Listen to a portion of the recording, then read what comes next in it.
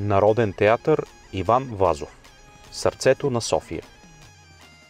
Народният театър Иван Вазов е бил и продължава да бъде най-значимата и представителна българска театрална институция. Той е със статут на архитектурно-строителна, художествена и историческа недвижима културна ценност с категория от национално значение. Сградата разполага с голяма сцена и зрителна зала с 780 места, камерна зала с 135 места и сцена Апостол Карамитев, известна още като сцена на четвъртия етаж, с 90 зрителски места, а от 2022 година и с сцена Музите, с капацитет 50 места. През всеки театрален сезон се изиграват над 600 представления и се представят около 10 премиерни спектакъла.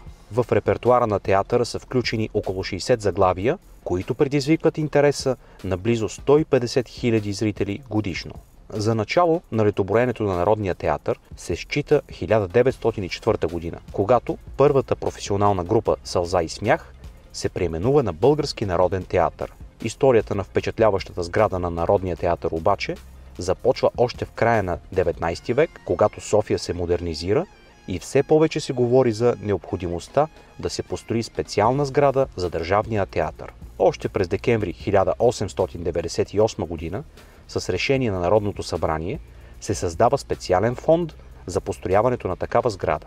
Театърът е построен по проект на известните виенски архитекти Фердинанд Фелнер и Херман Хелмер, които до този момент били създали множество театрални сгради в Виена, Одеса, Загреб, Прага, Висбаден, Братислава и други европейски градове, превърнали се в забележителности. На 3 януари 1907 година със специално представление великолепната сграда на Народния театър е тържествено открита от професор Иван Шишманов, тогава министър на просвещението. На 10 февруари 1923 година по време на спектакъл избухва пожар, който унищожава театъра.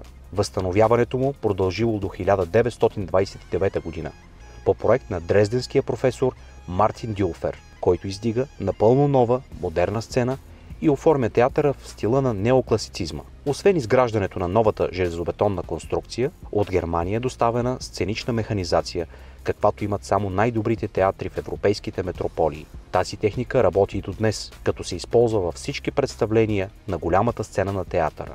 По време на бомбардировките над София през Втората световна война, сградата на Народния театър също бива засегната, като е разрушено южното й крило. След края на войната сградата е възстановена и от април 1945 година Народният театър отново отваря вратите си за публиката.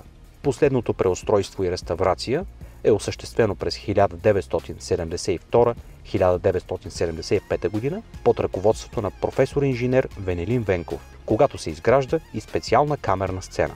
Цялостното художествено оформление е дело на художниците Дечко Узунов, Георги Чапкънов и Иван Кирков, който е и автор на завесата на театъра – Неугасващия феникс.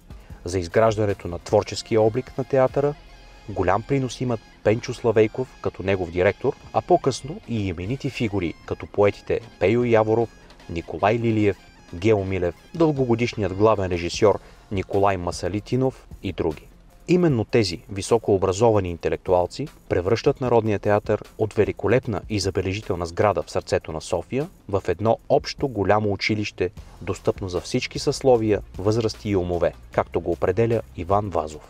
След първите стъпки на Народния театър започва процес на засилен интерес от страна на българските писатели към сценичното изкуство, а и ръководството на театъра отделя специално внимание на развитието на националната драматургия. В резултат от това плодотворно сътрудничество се създават едни от най-значимите произведения, превърнали се в класически за българската драматургия. В зората на Народния театър най-гледаната пиеса била Иванко от Васил Друмев, а рекордът за най-дълго играна пиеса принадлежал на Вазовите Хъшове. Самият Вазов, чието име носи сега Народният театър, не само е автор на много популярни исторически и комедийни пиеси, но и много обичал да посещава представленията на театъра. Той е имал свое място на втория ред на партера, което е запазено и до днес и е отбелязано като мястото на Иван Вазов.